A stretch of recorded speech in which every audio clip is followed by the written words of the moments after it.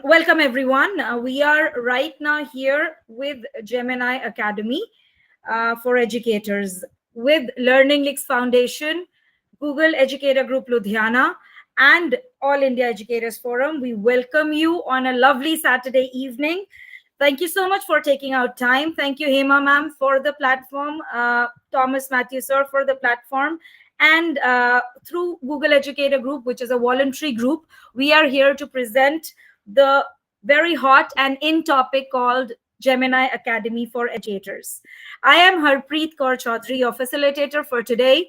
I am a primary school educator with the Lycée Français International de Delhi. I'm a Google champion, being a Google trainer and an innovator, and the lead for GEG Ludhiana. So moving on to our end of the course agenda. When we look at something, we always look at what is the end goal. So today we are diving into the world of artificial intelligence.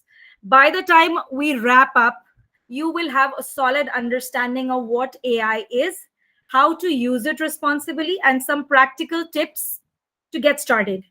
We'll kick things off by defining what's AI. We all are aware and we are using it for a long time now without realizing it was AI.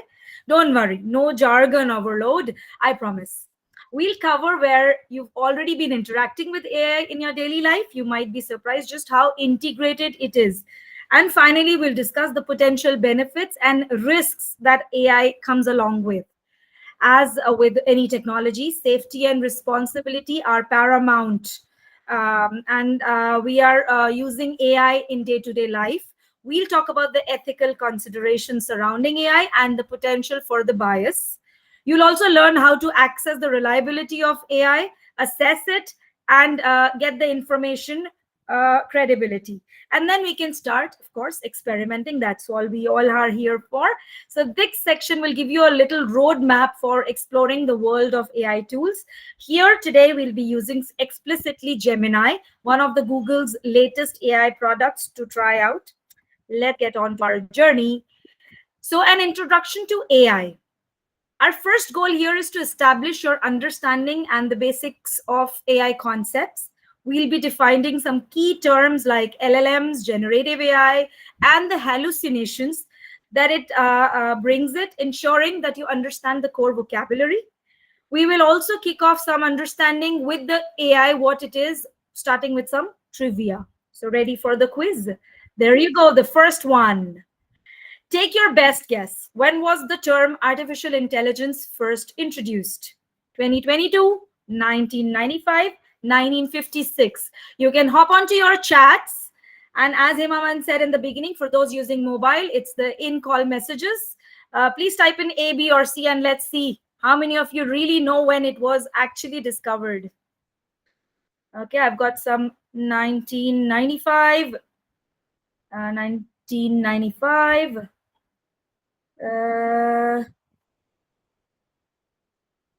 1995, lot of 95s. Okay, 95, 95. All right. So let's look at that. Are we correct? Hey, Baba, are we getting the answers? Okay. I am going to remove a few more people from the chat.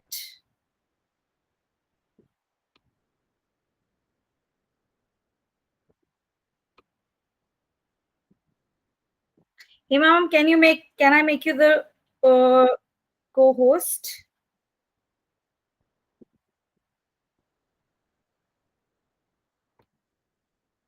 There you go. So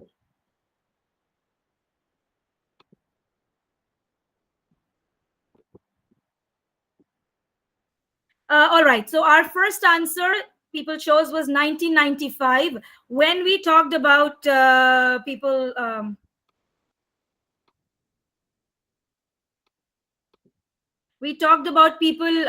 using artificial intelligence. It was coined back by John McCarthy and the Dartmouth Summer Research Project. It was really an artificial intelligence project That was the Dartmouth Summer Research Project on Artificial Intelligence in 1956. So John McCarthy, a prominent figure in the computer science, organized this workshop and used this term for the first time in its proposal.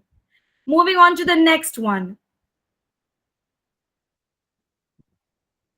Here, what is AI and the artificial intelligence? So here it's the ability of computer system to perform tasks that typically require human intelligence. The AI systems achieve this through combination of learning, reasoning, problem solving, and creating. When we're looking at learning, AI systems are fed vast amounts of data, which they use to identify patterns and relationships. This really allows them to learn from the data and make predictions and decisions. Going on to reasoning, AI systems use logic and deduction to draw conclusions and make their inferences. This ability to reason allows them to solve problems and make decisions in complex situations. Problem solving with AI systems, they can tackle challenging problems that would be difficult or impossible for humans to solve alone. They can analyze the data, big sheets that we have, explore different options, come up with innovative solutions. When you're chock-a-block and you don't have any more ideas, that's where this AI comes in. And it also helps create not just limited systems to problem solving, but also it can be creative by generating art, music, and even write stories for you. So all in all, AI is being used in a variety of applications like teaching computers how to recognize speech. This is technology behind the virtual assistants like we are using these days, Siri and Alexa. Teaching computers how to play Go. This was once a very complex board game which was beyond the reach of AI, and now AI is able to do that. The self-driven cars or other vehicles that we can see now, which drive themselves safely and efficiently, all thanks to AI. Another guess. Let's wake up to this. It says, what types of AI can help create new types of content? Is it machine learning? Is it large language model? Or is it generative AI? Okay, we can see LLMs.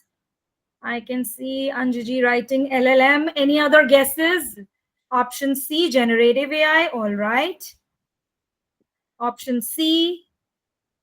Any more guesses? C, LLM. All right. So here looking at this, it is the C. People who have written C can tap their backs. So we are here looking at generative AI, which is capable of creating and generating new content.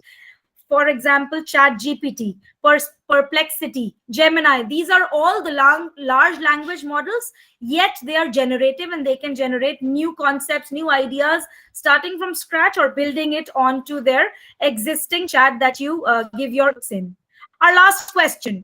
Between the three options, where do you likely have encountered AI in your daily life?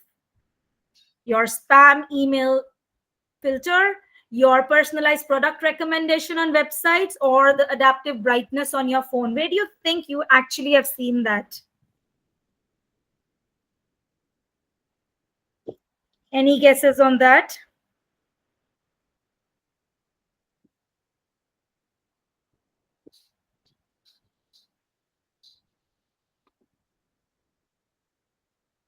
Any guesses on that? I can see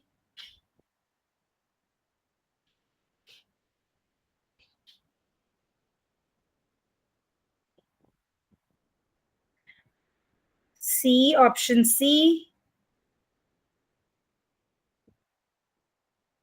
All right, lot of A, B, C's confusion. A, B.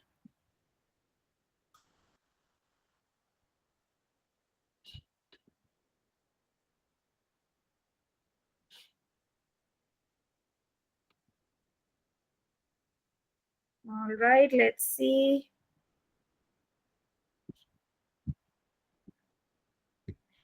Thank you, Hema ma'am, for taking care of that. So we here can see spam email filters when it automatically spams your emails which are not whitelisted or which Google seems to find it as spams, it automatically puts into the spam folder. So that is via the AI. Then the personalized product recommendation on websites, where you go sometimes and suddenly you go on to another website and you have similar advertisements or pop-ups. Those are thanks to the AI. So this is a simple example of how AI has been around a lot longer than we know. AI is all around us, be it Gmail, be it Google search, be it maps. A lot of people use maps, translating. So AI is not just a futuristic concept. It's already deeply integrated into our daily lives, often in ways we might not even realize. So here are some examples. As Gmail, which uses, we just saw the spam filter. It detects the phishing attempts. It also recommends smart replies, reminders based on the message content. So here the machine learning helps organize emails and identifies priority messages. That's where you are able to fill in the set your filters. Google search again works on AI algorithms that analyzes search queries and matches them to the indexed web pages. Map, of course, is helping in optimizing routes on Google Maps, considering real-time traffic data. Computer vision analysis, the street view imagery. I still can't figure out how perfect and accurate Google is when it comes to maps, defining my exact car speed as compared to the amount of traffic on the road reaching to my destination, and it's more or less the same. Then the translate, wherein it translates using a neural machine translation to convert text between languages. It is always training itself on new data to improve the translation quality. Moving on to shopping. Again, have you ever shopped online and being surprised by how well the website seems to know your style, your recommended products you might like? That's again AI at work. So Google Shopping uses AI to analyze product images, understand what they look like, the color, the style, the material, and that suggest items that match your taste. YouTube, in that case, features on YouTube like auto-generated video chapters, subtitles, and summaries using natural language processing. So here, recommendations are personalized via machine language learning models. Soon you will see labels for contents, which will be AI, that AI is altering, or they are synthetic. Next on we have is photos, the Google Photos. Again, another take on photos. We have tons of photos. When you sync your devices, your mobiles, and you take photos, it automatically goes onto the synced email device. We all take tons of photos, but finding them one special memory, I think, takes a lot. Looking at, I would say, a needle in a pile of haystack. So Google Photos here introduced in AI in 2015. That helped you search for the photos based on their content, like birthday or the beach. So here AI Photos has gotten even smarter by resurfacing those images to you and moving them on to your regular updates. Same goes with Pixel phones. Hema ma'am, can we remove all of these, please?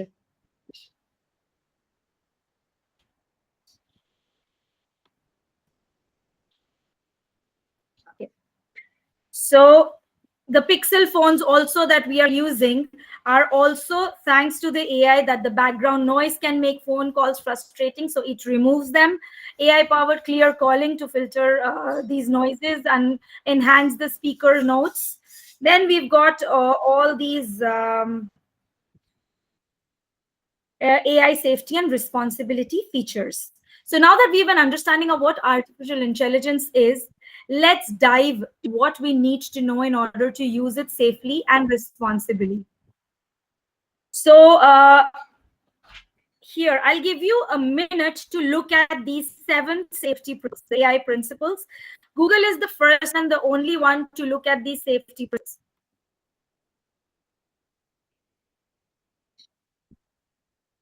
Please have a look at that.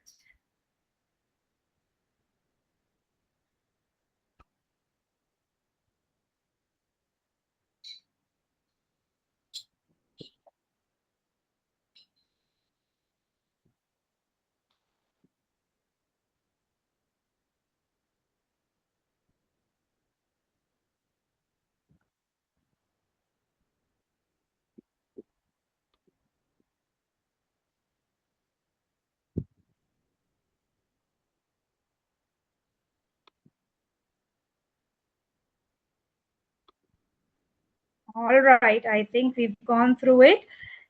Google is one of the first companies, like I said, to articulate these principles that put the beneficial use, the users, the safety and avoidance of harms above business considerations. So these are the 7 ethical principles that guide Google's AI development and deployment. The first one, be socially beneficial. This principle is about ensuring that AI we create genuinely helps people and society. It's not enough for AI to be just technically impressive. It must involve the real world problems and contribute positively to human well being. Moving on to chat, avoid creating or reinforcing unfair bias. Ma'am, can you please remove Monu from our chat and from the call? Thank you. Sure. So AI system learns from data. If the data used to train an AI is biased, meaning it disproportionately represents or underrepresents a certain group or reflects societal prejudices, that's where AI can unfortunately learn and perpetuate those biases. This can lead to unfair or discriminatory outcomes, for example, in hiring, in loan applications, or even facial recognition. Our goal here is to rigorously test and design AI systems to minimize and mitigate such biases. Be built and tested for safety. The third principle calls out, like just any powerful technology, AI system needs to be safe. This means anticipating potential risks, designing safeguards, and rigorously testing AI to ensure it operates reliably and predictably. Here, we are talking about prevention, which is unintended consequences of behaviors that can lead to harm, whether physical, psychological, or social. This includes protecting against misuse and ensuring the system is robust. We need to be accountable to people. So here, principle of AI emphasizes that humans should always be in control of the AI. We need clear mechanisms for oversight and accountability, especially when AI systems are making the decisions that would impact the individuals.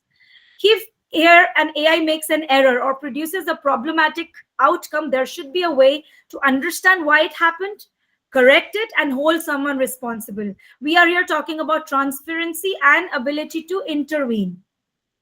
Fifth principle talks about incorporating privacy design principles. Here, the AI system often relies on vast amount of data, much of which can be personal. This means privacy can be considered from the very beginning of an AI system design and throughout its life cycle. This includes minimizing data collection, anonymizing data where possible, ensuring data security, and giving users control over their information. Here we are building respect for individual privacy. Upholding high standards of scientific excellence. Responsible AI development here demands rigorous research, robust methodologies, transparent reporting of results and limitations, and a commitment to continuous learning and improvement with the scientific community. Here it is ensuring sound evidence-based practices. So you see, there is a reason for every principle that has been generated by Gemini. Be made available for users that accord with the principles. So this final principle states that we will not deploy AI for purposes that violate those 4 principles. This includes applications that could be causing overall harm, create or reinforce unfair biases, or compromise on our safety. It is our commitment to walk the talk and ensure that our AI technologies are used for good. Having said these principles, there are possibilities when these AI chatbots go rogue. As we explore the potential of AI in education, and it's crucial to understand its limitation and potential pitfalls. This slide highlights what can happen when AI chatbots go rogue, meaning when they don't behave as intended or produce problematic outputs. Think of it as a cautionary tale part of using AI. Here are the 3 main ways they can go rogue. First of all, reflecting our biases. Imagine an AI chatbot learning everything it knows by reading millions of books, articles, and websites all over the web. If that massive collection of information contains common human biases, for example, certain stereotypes, or certain gender, race, profession that exist in our society, the AI will work unknowingly, learn and reflect those biases in its responses. It's not intending to be biased, it's simply just mirroring the patterns it saw on its training data. So AI should not be blamed for it, but definitely it is wrong. Then generating this misinformation. Chatbots are designed to generate text that sounds natural, that sounds coherent, almost like a human.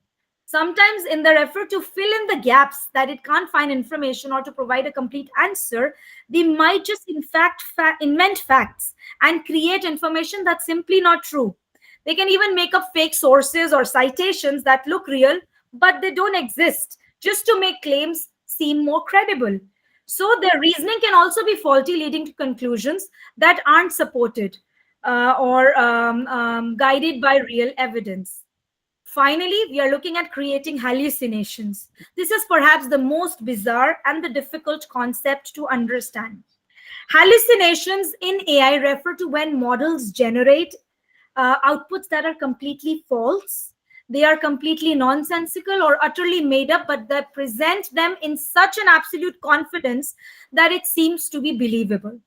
It's like AI is dreaming of things that aren't real. For example, a pink elephant with wings. That concept doesn't exist, but that is what AI presents, and it is so real look that you might want to use it and fabricate the personal details about someone to describe events that also would have never happened. So AI chatbots do have their own pitfalls. One has to be very cautious before applying it. Okay, so that was a bit of theory, which was very mandatory to take you before we had to dive into Gemini, what actually Gemini is. Now that we understand AI, what it means, let's look at a world of Gemini. Everybody these days is using Gemini. Some are using it more, some are a little apprehensive and do not know the insights of it, so that kind of restricts them. So here we are going to look at what Gemini is. It's your AI assistant from Google. It is very easy to understand. It gives you direct access to Google AI. Gemini here is a powered tool by a large language model, the LLM, here known as the Gemini. Gemini helps supercharge your creativity with productivity. It chats to start writing, planning, learning, and more that you can do with Google AI. It can answer your questions in open ended forms. It can answer questions that are challenging, or you can use it to answer it or create something in an unusual way. And it can even generate different kind of context formats, creative, like poems, like scripts. Think of it as a super powered Google Assistant that is still under development. We cannot say it's all done. It is learning, evolving each day, but always learning. It is widely available. You can chat in Gemini with over 40 languages and more for 230 countries and territories that use Gemini at this moment. Here, LLMs are generative AI models that can predict words that are likely to come next. So this is what we are talking about, Gemini as the generative AI. There are ways to access Gemini. You can either scan this if you're using a mobile phone, or if it's handy, using the QR code on your phone, or you can head to a new window in your browser and type gemini.google.com. If it is for the first time that you're using it, it'll ask you a few permissions before you use it. So here, before we proceed further, I'll give you a minute to make sure you all have access to Gemini, because now we are going to do some hands-on activities with Gemini. So another minute to go.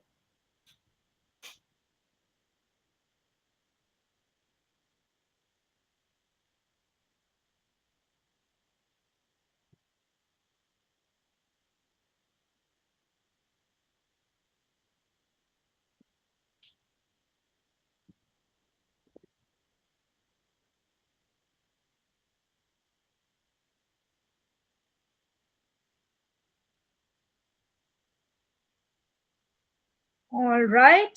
I think we will be all there. So again, before proceeding, Access to Gemini that's free of charge. Educators and teenage students that meet our minimum age requirement can access Gemini app with added data protection free of charge in a standalone chat experience at gemini.google.com. With added data protection, your data is not reviewed by anyone to improve AI models, or it is not used to train artificial intelligence models or shared with other institutions or users. Like I said, it is available in about 40 languages at the moment.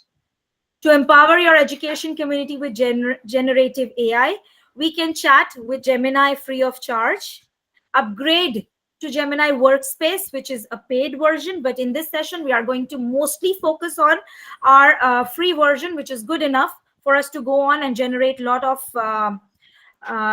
prompts and lot of information that we need for our day-to-day lessons or for parent interactions. Here's a side-by-side comparison. If you look at the screen, both experiences provide data protection, meaning to your chats with Gemini are not reviewed by anyone. Both of them have that option. And it is not used to train artificial intelligence models or shared with other users or institutions, but only with Gemini for Workspace. You can chat with Gemini Advanced, which uses our most capable AI models widely used. That is a paid version that we have. And you get an enterprise data protection, meaning it uses Google Workspace for education terms of service. Prompting on Gemini. Before we look at that, I am going to move on to gemini.google.com. If we look at it, we have this screen, which is my interface. When you log on to gemini.google.com, you need to log in through your Gmail, one of the Gmail IDs. Now, when you are already in your mobile phone, and if you sync the same Gmail ID with other tools or devices that you're using in, your history that you always search on this specific Gemini, on this specific profile, will always be saved and you can see. For example, on my left panel, you can see my history, which I have already used for all these months that I've been using Gemini. So here, it always is here. If I log into my mobile or any other device on the Chrome profile that I'm using, it will automatically sync itself and appear. So I don't have the fear of losing my data. When we look at the left side, there's 3 lines. This is the hamburger we call. We open it, you click on it, it can expand or it can shrink. You have a new chat. When I click on new chat, this is what you get. Here are the gems we are going to talk about. Some recent chats we have. Here we've got the settings that we can always check, share information that we have. We can always adapt to our requirement. Here is the upgrade version that you can see. So your Gemini can be upgraded if you want to move on to the enterprise edition or the paid version. On the left panel here, it says different versions of Gemini that are available. So 2.5 Flash is what I am using right now, which is a free version. Then it is Reasoning, Math and Co 2.5 Pro version. It's a paid version.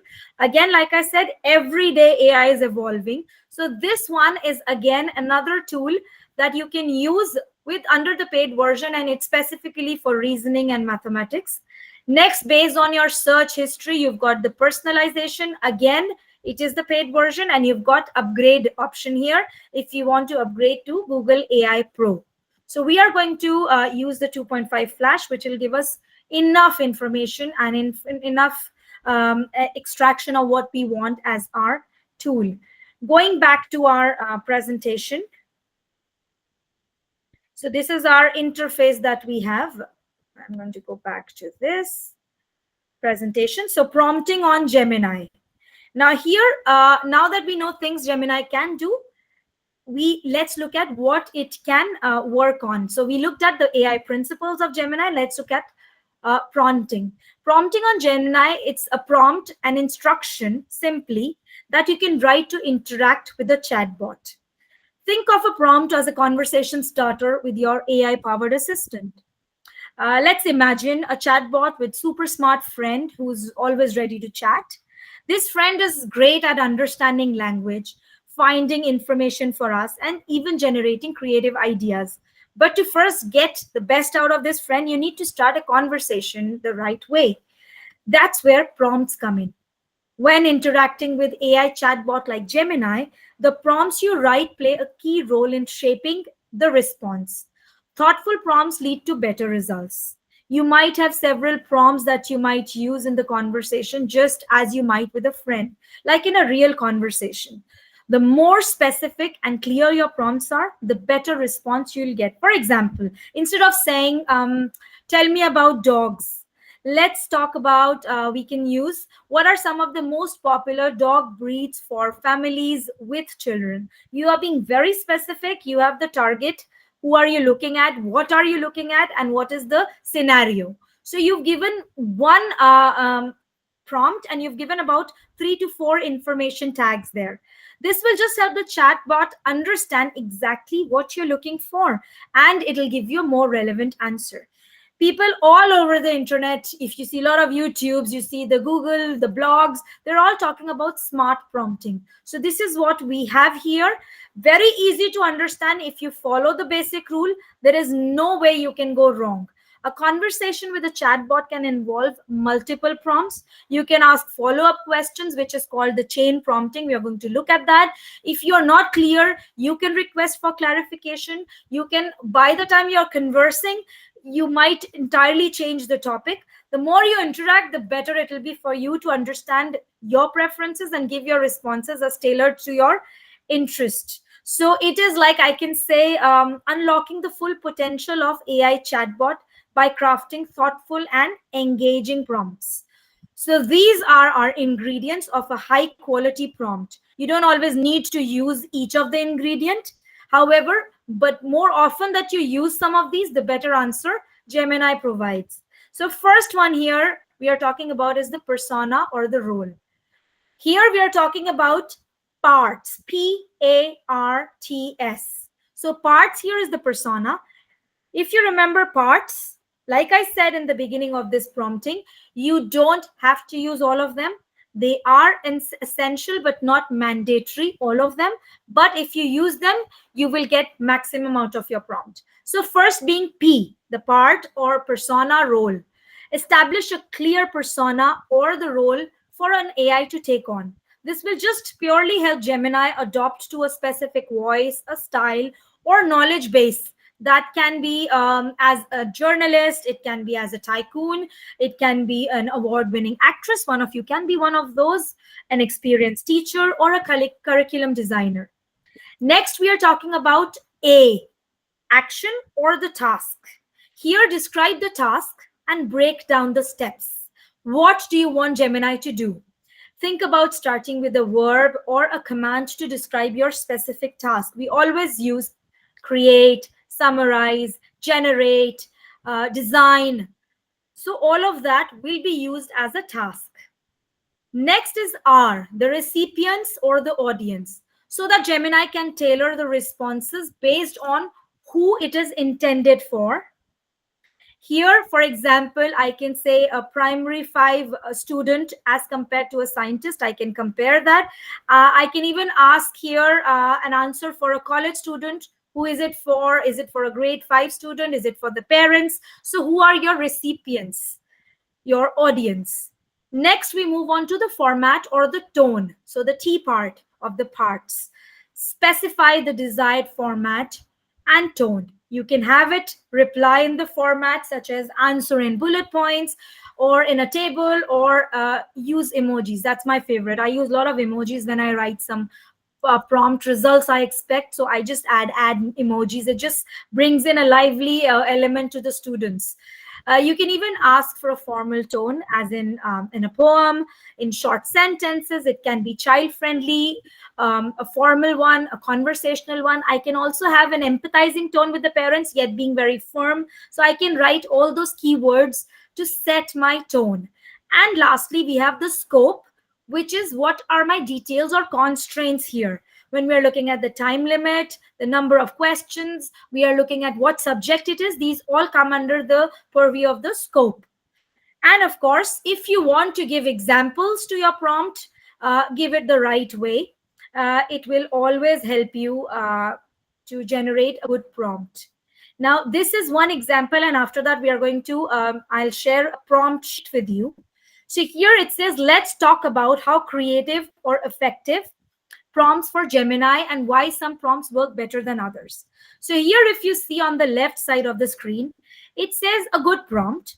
Suggest some exercises I can do at home or in a nearby park. It's very clear and to the point. But I feel it leaves a little room for interpretation for me to guess for Gemini as well. So if Gemini has to produce the information based on this prompt, it'll give you a basic plan. It might not be very tailored as per your requirement or specified as you'd like. So on the right side, based on the parts, it has already broken it down. So when we look at the first one, persona, here we give Gemini a role. Act as an expert on healthy aging with a focus on physical and mental well-being. So you've given a role to Google to play, the Gemini. This helps it adopt the right voice and bring in the relevant knowledge from its huge bank of data that it has to deliver a expert level response. For you, you can be a teacher, you can be a parent if you're writing for your children, if you are for your students, it can be very helpful. Giving on a task to the prompt, we start with a clear actionable command. I would like a list of ideas, so you have given it a command. Generate a list of questions and make it a quiz, or generate a quiz with 10 questions, and you get your information. So this basically sets the expectation that the response should be thorough, not just surface level.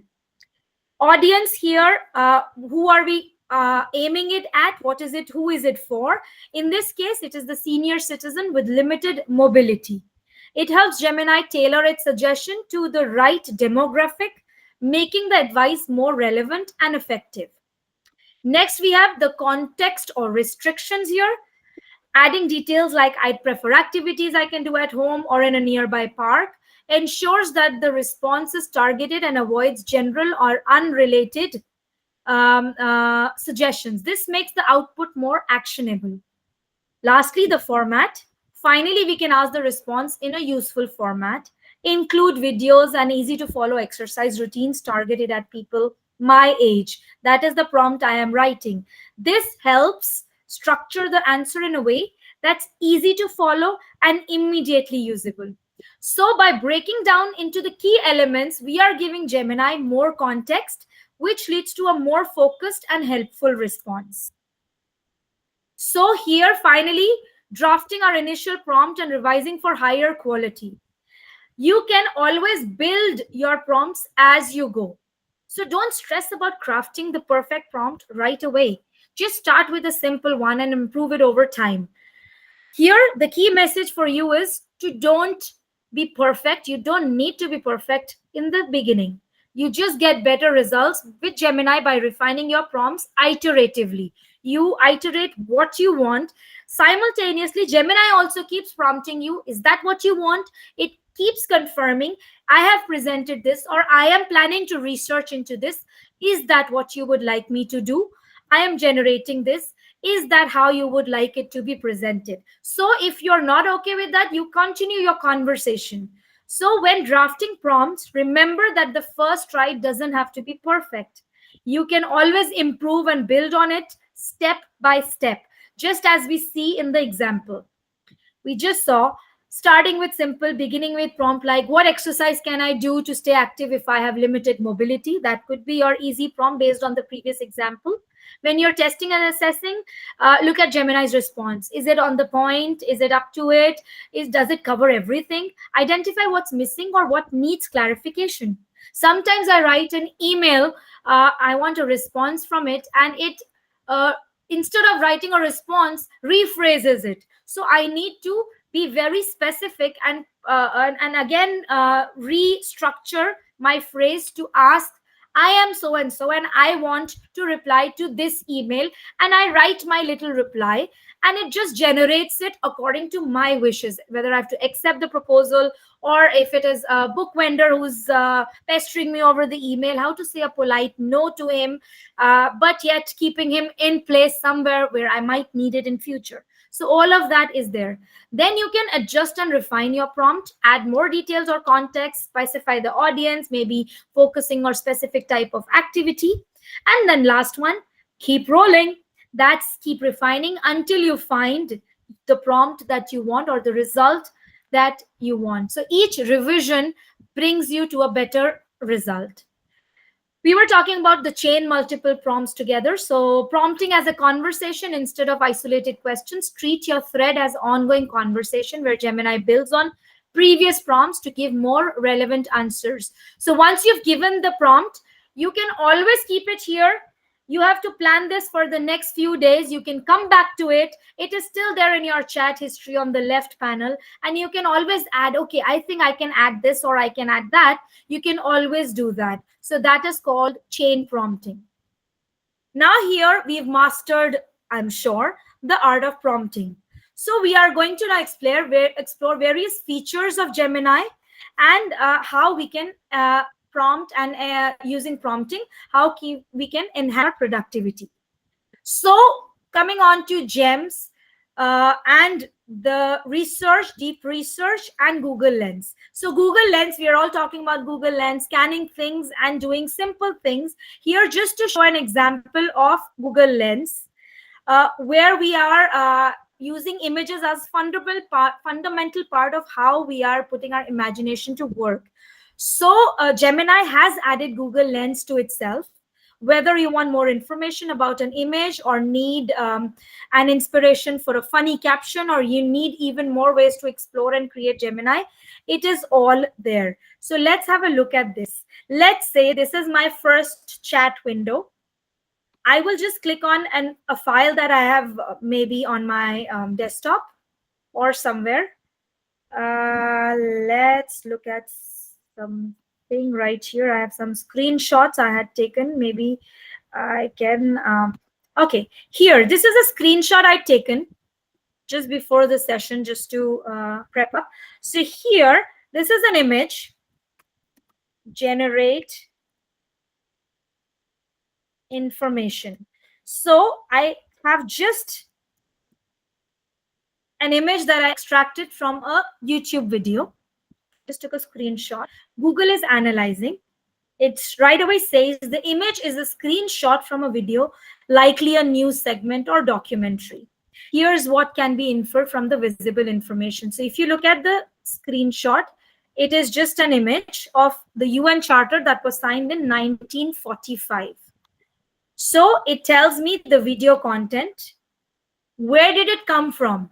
Here we were looking at something with our first man astronaut to land onto the ISS. We were looking at Group Captain Subhanshu Shukla, and this video popped up on YouTube, and it's giving that information exactly precise. It says the video features a historical black and white image of a group of men, likely dignitaries, and gives us the UN Charter that was signed on 26 June 45. Then it gives some vantage shots. Here we have the mark also at what point this video was clicked as screenshot, and what is the total duration of the video. So all of that is using the lens option. Here I can also look at maybe a download. I have an image right here. Give information. Very simple. Give information. So have a look at the picture. So that's me.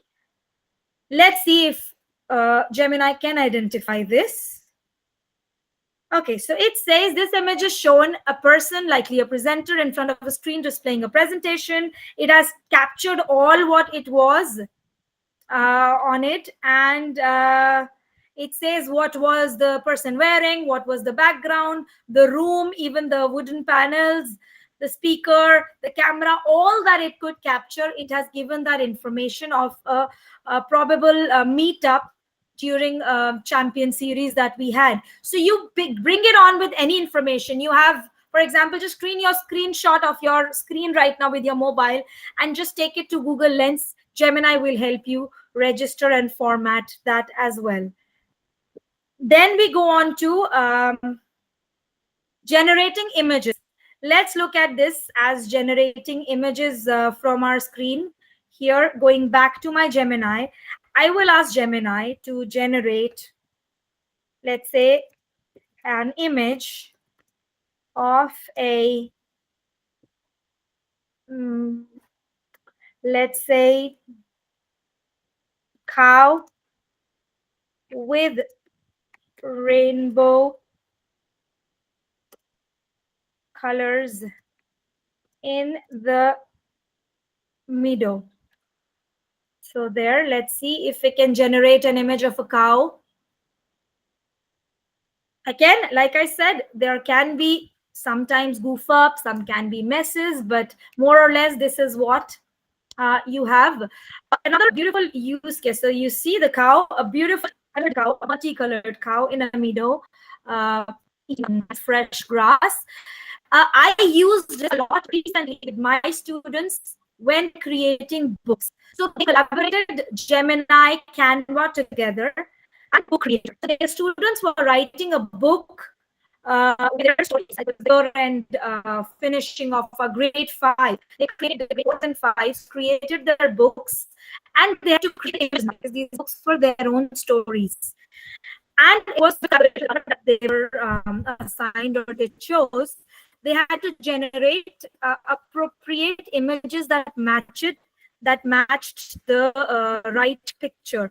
So this is where it came very handy, wherein Gemini, they gave the scenario of that page that they were writing, and Gemini in that way just created very interesting images and completed their book in Book Creator. Again, there were other tools used, but majorly Gemini. So that could be one of the use cases which I recently used with Gemini, collaborated with another tool, and it made wonders, and it was really appreciated. The books are published online for these students and the world to see. So here you can surely create images. Use these photos as a springboard for new ideas. You have something very interesting on the internet, or you want to create, you can just start up a general creative writing session wherein you just produce an image, or ask students for that matter to generate an image and write something, generate a quiz on it, take some image from the internet. For example, we are talking about sustainability goals these days. So talk about that and bring some questions based on the pictures that come up. You can also create personalized quizzes for your practice. You can share these with your students, wherein Gemini creates those quizzes with interactive practice questions. It includes feedbacks. It can also include hints along the way. We will have a look at that. It can also quiz with interactive practice questions, including feedback and hints, testing your knowledge on variety of topics. You can even have videos uploaded and ask it to create, or your research based can create questions or quizzes based on that. Moving on from there, a regular chat, we all know, we just saw how a regular chat would look like. I can say here my regular chat. Before we proceed, I'm going to share a link with you for some prompts. You all have your Geminis open, I'm assuming. So I'm going to, in your chat box, share this prompt, not the prompt, but a link of a doc. I'm just sharing that.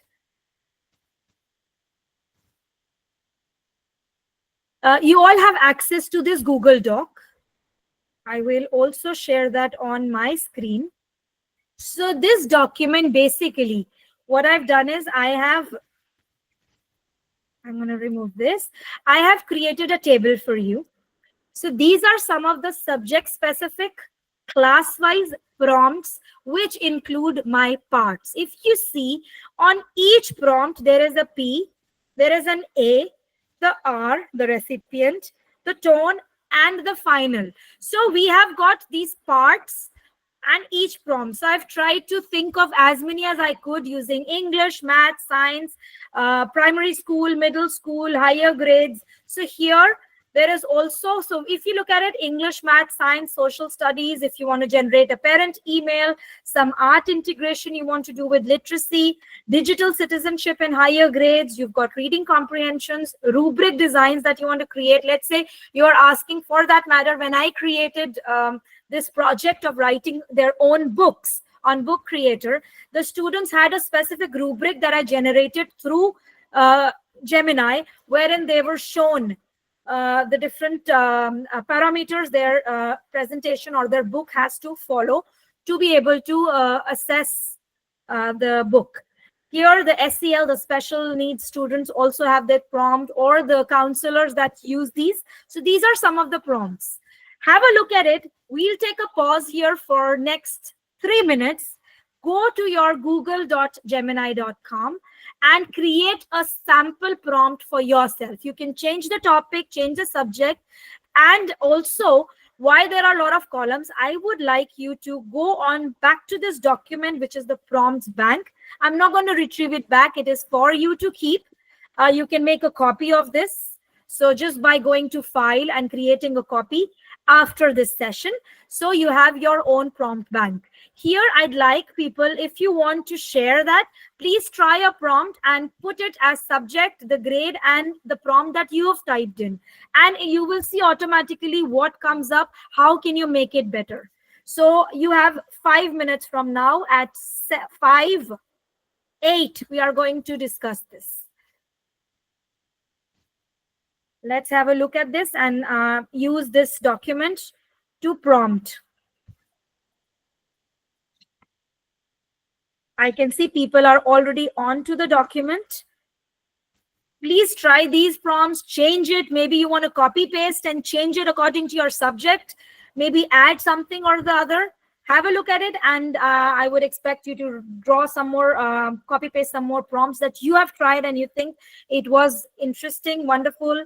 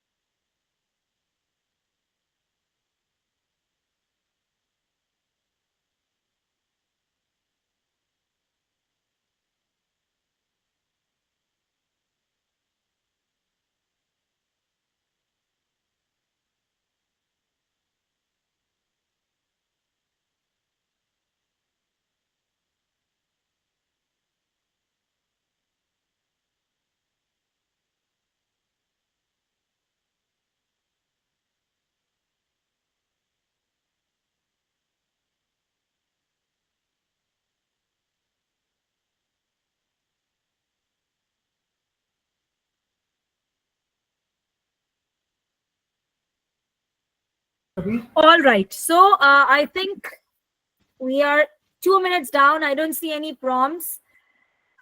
We are looking at some prompts. I'm still waiting for some prompts to be written in the document. If you have tried something, if it's worked for you, I'll give you a minute more and then we are going to move on.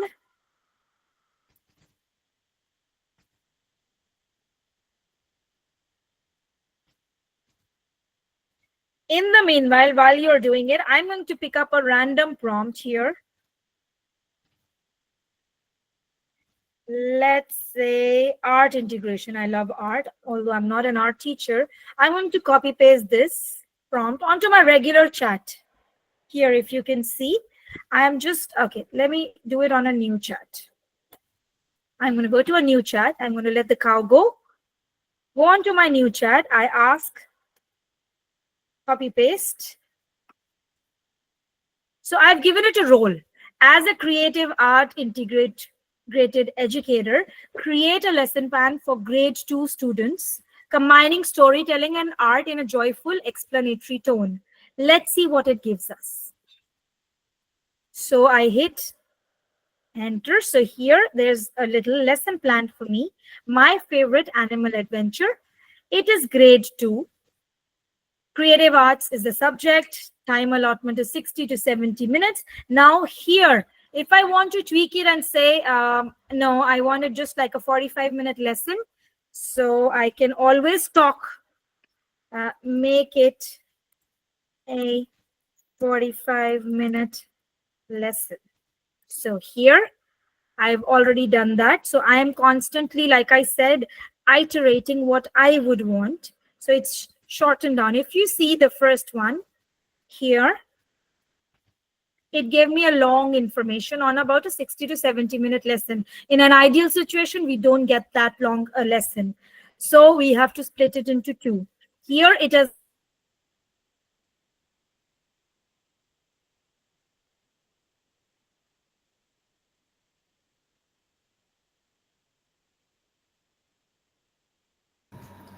Harpreet ma'am, your screen is being frozen. Kindly check Safari. your. Harpreet ma'am, you can switch off your camera. Your screen is getting frozen again and again. Oh, okay. So here, so we are crafting our animal stories, introducing the animal storyteller. All of that is here. Brainstorming and sketching what you want the students to do. It is very precisely giving you now with your pencil, sketch your favorite animals. So even instructions that you would have to run to the children is given here. Bringing our animals to life with art, that's your last final project because it is literacy with art. So you've done your research, you've done your basic brainstorming, and then coming back to your final presentation, and you share it like a gallery walk. You put it up maybe for an assembly, or you're putting up an exhibition with these little mind masterpieces of the grade 2s. And then if you want to build up a story around it, so that is how you close it. There are extension activities that you have along with this.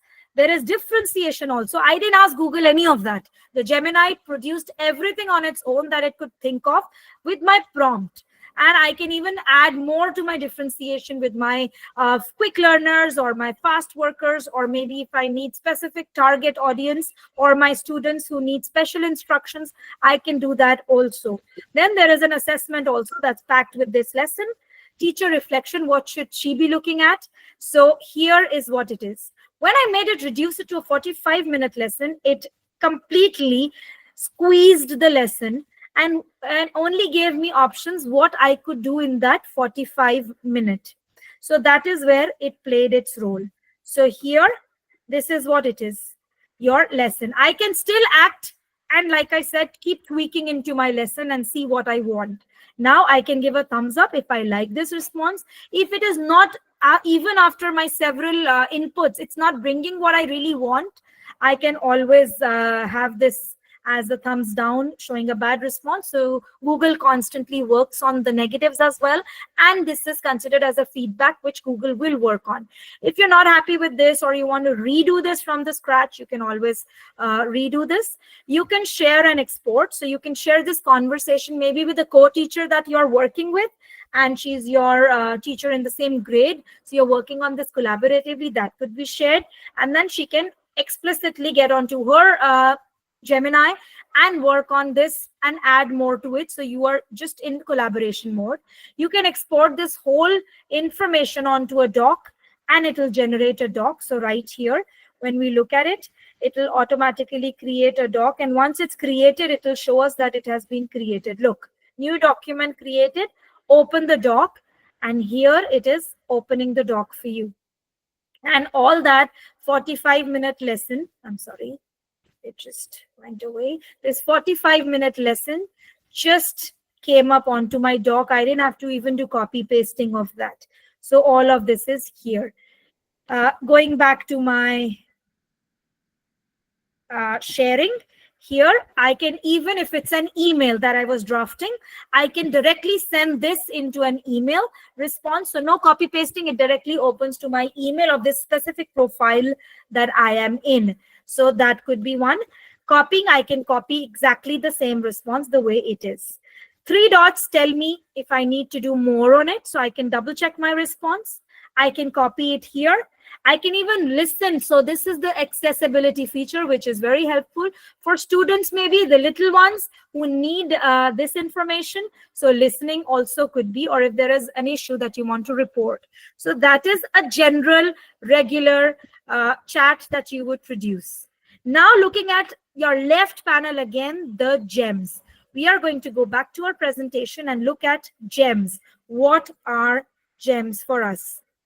So here gems are nothing but custom AI powered assistant inside the Google Gemini.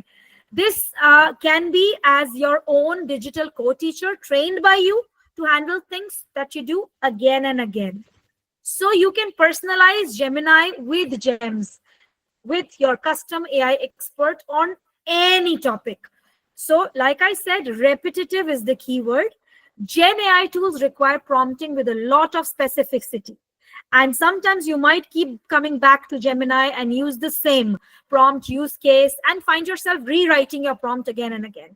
You don't have to do that with gems now. So gems allows you to hard code some of what knowledge that you have that you need in Gemini ahead of time. You can already plan it and keep it as your gem. It is your precious tool. It is a simple way to customize Gemini towards your specific requirement. It simplifies your work, automates repetitive prompts, and empowers you to accomplish more with less effort. These are some of the practical uses of Gem. You can simplify it using the repetitive tasks. You can generate weekly newsletters, permission slips, or parent messages in seconds. If you've created a parent message gem, we will see how we do that in a moment. You can create your own expert. You can train the gem to give you your writing prompts, the planned lessons, or suggest student feedback. Streamline your workflow using the gems by quickly following some rubrics or ways you want to write prompts, lesson plans. For example, even the simple matter that we have done with our prompt writing, you can always copy paste that and create as a gem. So you can always go back. You don't have to even go back to a doc to look at it. Just copy paste them onto the chat box of Gemini under the gem criteria, and you will create a gem. So every time you open that gem, work on that particular prompt. Just change it according to the subject, the grade that you're working on the topic. So it'll create that for you. It saves time and offloads small but time-consuming tasks like email announcements, like summaries that you have to consistently and repetitively write. And of course, it ensures consistency by reusing the gem across all your classes for similar needs. So you don't have to do that again and again, especially for the reading support or the grammar drills. Now, this is one of the prompts. We are going to give it a try. So here it says reading buddy. I have given it a nice prompt. I'm going to just go back to my prompt to be able to copy. So here it says, I'm going to just copy this here. It says, you are my classroom reading buddy assistant. Your job is to support reading instruction for students across K-12 levels. I have also given it the grade and the topic. So let's look at it. It says across my K-12 levels based on the grade and topic I provide. So this is a prompt, which means I can change it anytime. You will help me, I'm commanding it, by generating reading comprehension passages, leveled summaries, vocabulary list, reading questions, and age-appropriate reflection prompts. You will also suggest age-appropriate post-reading extension tasks like creative writing or drawing. Your response must be student-friendly because we are writing it for a group of students, engaging, and include a mix of inferential and literal questions. Please keep the tone warm, curious, and supportive of literacy growth. Let's go back to our Gemini. Now here, gems. If you look at it, I will just go to explore gems. So I get away from my regular chat. Now this is how the interface of the gem is. It is a pre-made gem that is given. So a chess gem that could be an experiment, a brainstormer, career guide, coding partner. These are all the gems. If I click on career guide, it will further give me what I need to do with my presentation skills. If it helps me to advocate, so it's already giving me some of the key prompts that I can always go back to start, so I don't have to start from scratch. Here, if you see, I have already done, if it says show more, these are some of the learning coach or writing editor. If I say elevate my writing, so these are some of the initial prompts that it gives me. I will write something and say fix grammatical errors, edit this for a specific style guide. But here I am just taking it as a scratch. Any of them that you would like to use, or you can always make a copy and it will create your personalized gem. So here I'm going to start from scratch, new gem. You can see email responder, classroom task, my strategic partner. These are all the prompts that I had created to create my gem. I'm going to start here with a new gem. Here I need to name my gem. So here I'm giving it as reading buddy. As I was working on, I copied my prompt and I will paste it here. It's the same prompt we looked at. You are my classroom reading buddy assistant. Now, what if I go down? What I can do is I can even add some files. If I have, let's say you're working on some lesson and you want to add a PDF to it, and you want always or a book PDF, you want my information to be always pulled out from that specific document, you can. It says you can add up to 10 files for your gem to reference in chats, and you can delete them anytime. Once this is done, I don't have right now anything to add on to it or to add to my knowledge. I am just going to save this gem.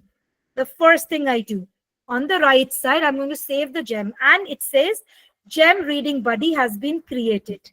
Now I click on it, and if you see on my left side, reading buddy is right here. Now this is a chat about my reading buddy. I can ask it to generate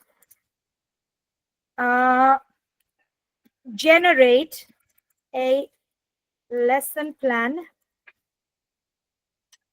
Let me take it from here. I already have to save time. I will use the information that I have here. Create a reading comprehension activity for grade 6 about climate change with literal and inferential questions. So I hit enter and let's see. I had already saved my information with my reading buddy. Now here it says, hello fantastic readers, today we are going to explore a really important topic, climate change. Here is the reading passage I asked it for. I had already given it instructions in the beginning while I was creating my gem. This is a little text that I have. It is for grade 6. That's a summary that I get. I don't necessarily need to give this to my students. I have a vocabulary list because I asked it in my prompt to create a vocabulary list in the beginning of my gem. Let me get back to this here. So I had asked it to create level summaries, vocabulary list, reading questions, age-appropriate reflection prompts. So let's go back to it. So it has given me the vocabulary words, reading questions, the literal questions, inferential questions, age-appropriate reflection prompts, post-reading extensions that I had asked for. I'm happy with this. I can ask it to generate answers to all the above exercises. Of course, it will generate that. Having said that, we always need to, as educators, verify the information. You cannot 100% produce the information as it is. So it is a mandatory requirement for teachers. I think it's a self-controlled requirement wherein teachers should always verify before presenting it to the students. So here it is the literal questions, the inferential question answers, the age-appropriate reflection prompts. So something that you think the students, you anticipate from them, and this is what they should be close to. And if you want to build on that, so you see, I created this gem using my own information. Now, on the same information, if I have to create, let's say, another prompt, I will just create another one under the same gem, reading buddy. It says now it has stopped. It says I'm ready to summarize the article on volcanoes for grade 8 students and create a discussion prompt. Please share the article. I'm eager to read it. Look up on internet for grade 8 level students. So I've given it liberty to go up on the internet. It'll look up on it. It'll ask for it and give me that information. So here, look, within few seconds, just a click of button, it has given me information. I didn't even have to go through the books or hassle. If I'm not fixed to specific book material, I can use that. And I've specified grade 8 students. I can even use the age group. I have used the topic. So it has all given me all about volcanoes, the vocabulary list, the discussion prompt. And it says, think about this. This is just a discussion prompt that you have. So this is how your gems work. At any point you want to modify your prompt, you have these 3 dots on the left next to your prompt. You can pin it, so it's always on the top. You can always edit it, so it'll take you back to the same prompt that it is, or just leave it the way it is, or you can even delete your manager, your gem. You can share these with your students. So look, I have done the reading buddy. How I can share it with my students. It's always been right here. I can always, at the end of my prompt, have the same option, share and export, just copy it or do more about it. So this is about gems. I hope gems is clear to all. I'm going to go back to my presentation right here. So moving on, you are my personal teaching assistant. Again, this is another kind of prompt. Your job is to generate lessons, plan worksheets, classroom announcements, and parent emails based on simple instructions I give you. This is another kind of prompt I can give. You can take screenshots of this if you want to give it a try later on. Here is an email that I got. I can also just copy paste this email and make it as a gem, and I can reply back to that gentleman. I don't want to continue, but I can always get back to it. With this, we come to the end of our prompt, and we have deep research now. What is deep research? Now, if you look at your Gemini again, I go back to the new chat. So let's look here. The new chat has something on my chat box, which is called Deep Research and Canvas. These are the last 2 quick tools I'm going to tell you.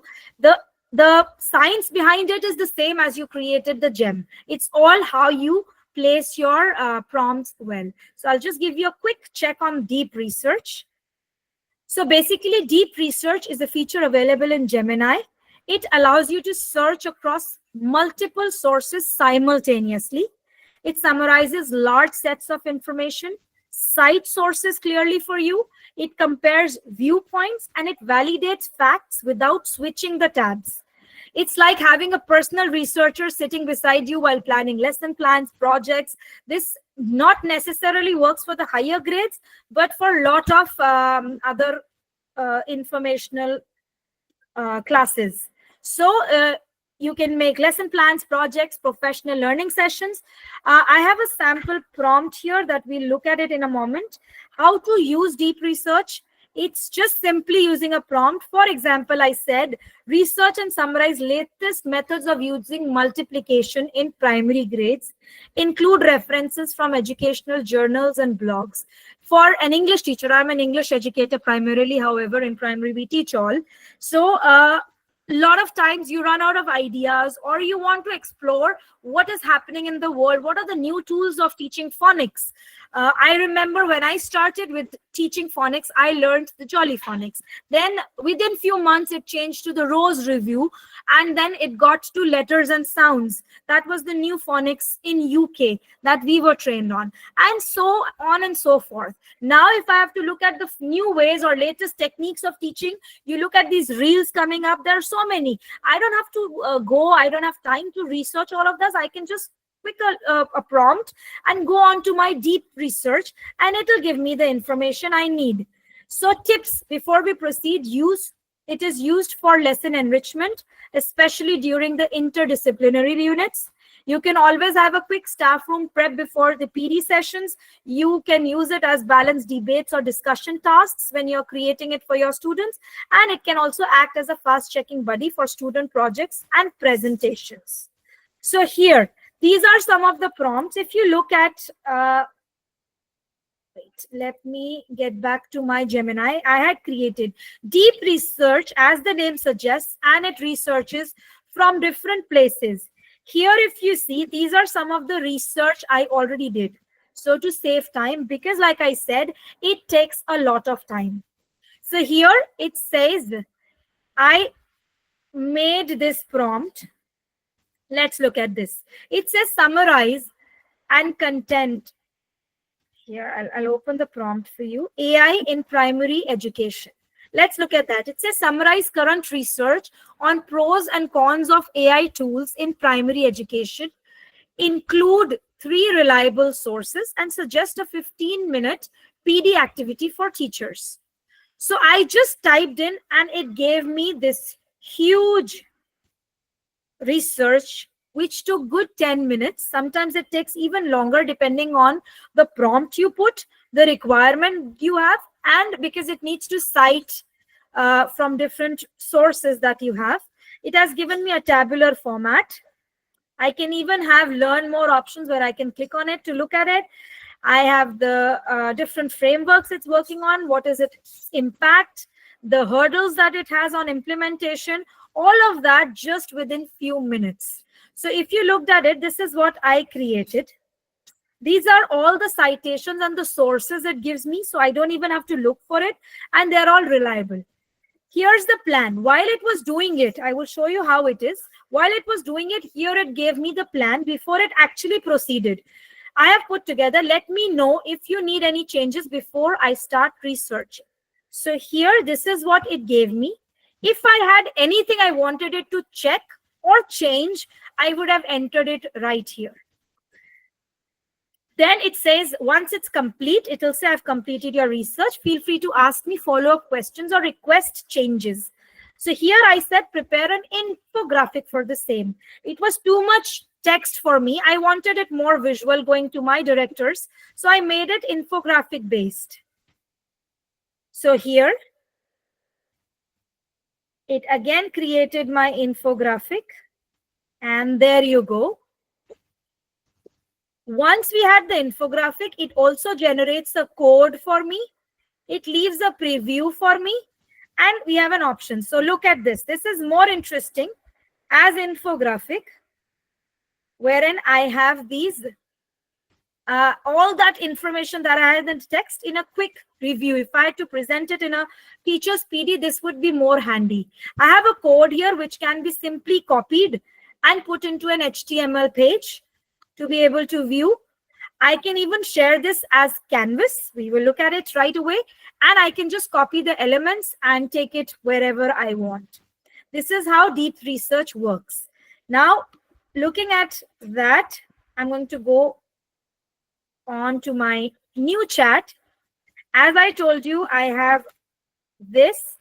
I need to make sure I do click deep research before I hit enter. Otherwise, it will be a regular chat bot responding to me. The moment I create it, It'll split my panel into two as it's analyzing. So here it says, I have put a research plan. If you need to update, look at it. So this is what it is, plastic pollution. It's a grade 8 lesson on impact of plastic pollution using current reliable resources and include recent statistics. So I'm asking for information. It says it's going to research these websites. There are more on it. Then it's going to analyze the results and then create a report.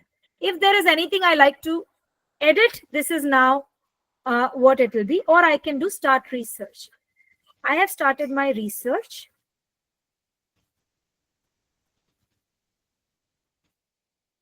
My screen is split into two. You see on the right side, it says show thinking. It's working on it. It's telling me I'm on it. I'll let you know when your research is done. In the meantime, you can leave this chat.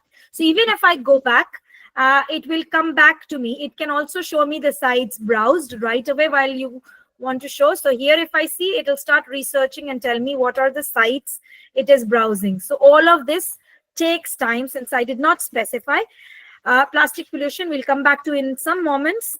We will go on to our new chat and we come back to the same menu while in the background my research is still happening.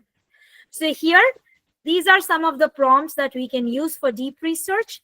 Act as an experienced educational researcher. I need to gather and summarize up-to-date credible information on professional, neutral, and classroom applicable tone. My output should be fact-checked, well-cited, and simplified for easy classroom use. And at least 2 perspectives were relevant. Here, these are the easy ones. Find 3 recent student-friendly innovations in renewable energy if you're looking at science for your students. Another one could be summarize key benefits and concerns using AI in primary classrooms. Another one is comparing the theme of honor in Indian and Greek mythology for high school literature. Another one could be how do different countries approach climatic education in schools. These are some of the prompts that you can use the way. It doesn't have to be long, but it is just to enable you to ease your research.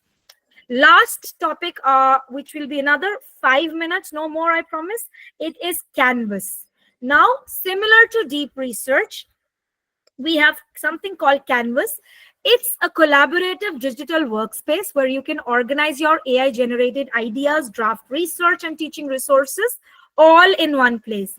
Again, I will ask you to think of it as your AI-powered whiteboard or a digital notebook that stays connected as your conversation with Gemini continues. And it lets you create the following: a lesson plan, writing support, wherein you are using it as parents' letters, helping in organizing drafts in one canvas. It can also be used for project workspace using multi-step student projects. You can record instructions.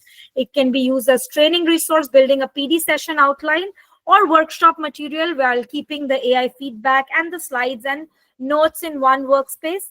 You can also cross-curricular your content by combining your research with other teachers, activity ideas, or AI-suggested visuals. Here are some of the features of it, which would be very easy. You can make lesson.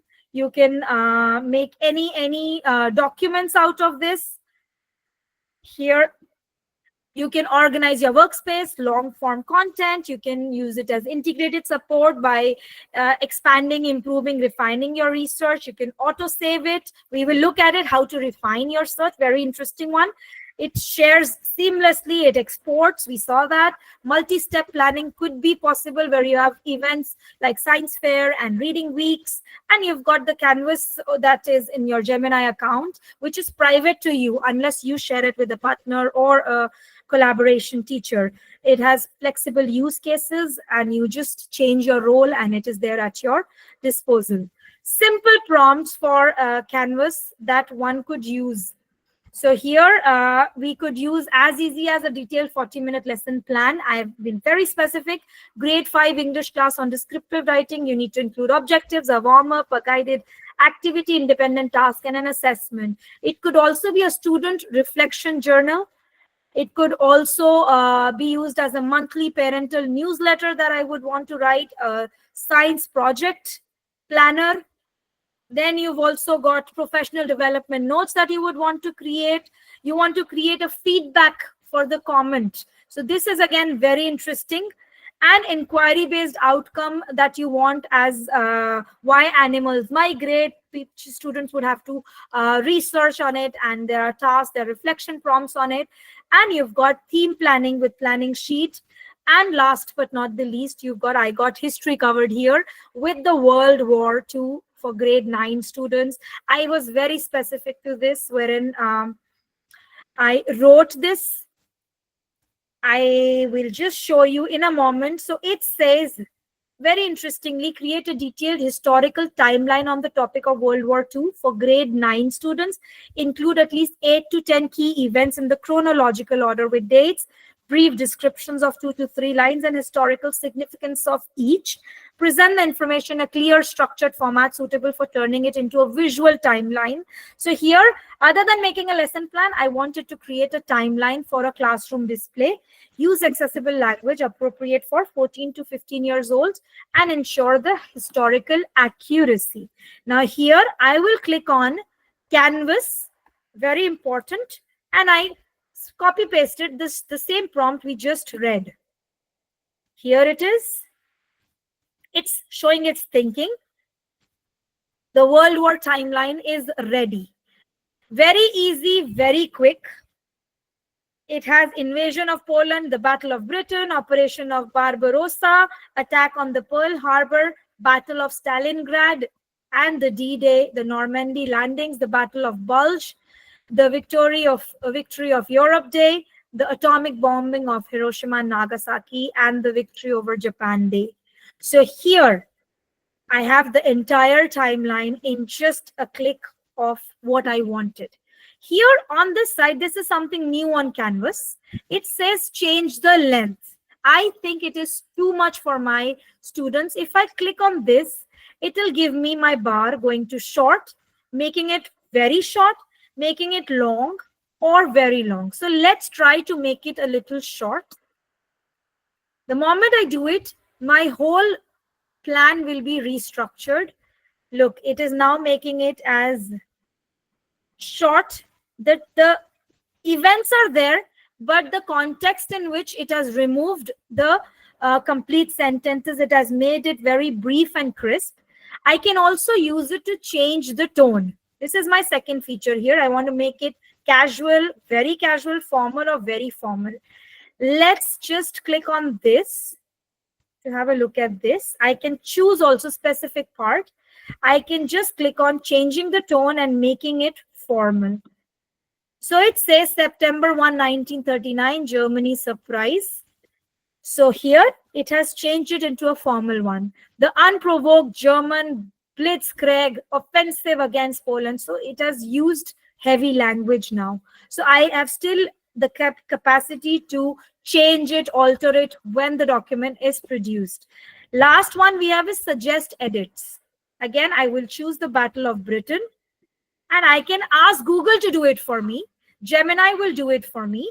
Here it is suggesting me some edits if I have any in this specific number 2 bullet point, Battle of Britain. So here it says the outcome presented a pivotal setback. Here this revision employs, I can see here, this is the edit it has given me. A formal vocabulary can be there, such as constituted a pivotal strategic defeat. So here, very crisp, very small, I can say apply. I can even, entire document can be used as suggest edits, and it will give me entire. If I have 3 different things that I wanted to edit, I can click on that. It will give me the edits, and I can just simply say apply all. And my text will be changed according to the suggestion Gemini gave me.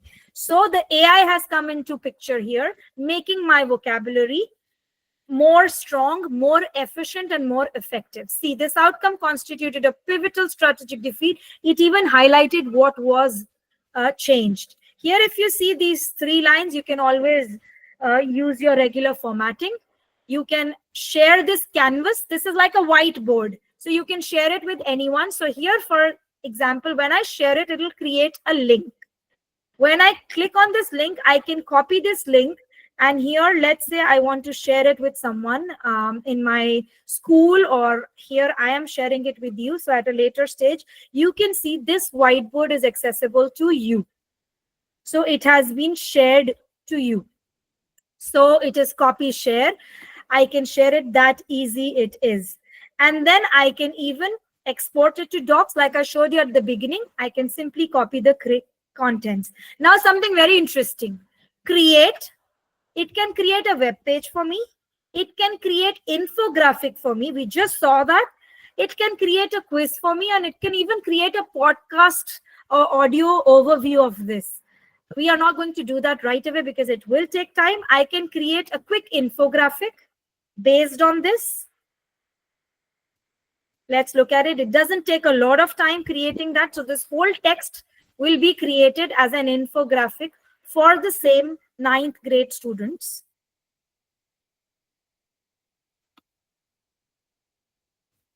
It is creating that. Here is the code. I can share this code, or I can click on the preview to see my infographic when it's completely done. It is still doing it here. This is my World War visual timeline infographic. It's still working on it, so I'm going to give it a few more seconds.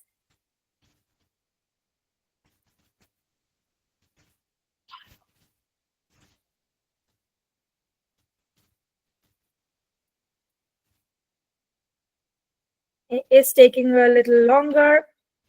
There. I will just click on this. Look, I had already created this before.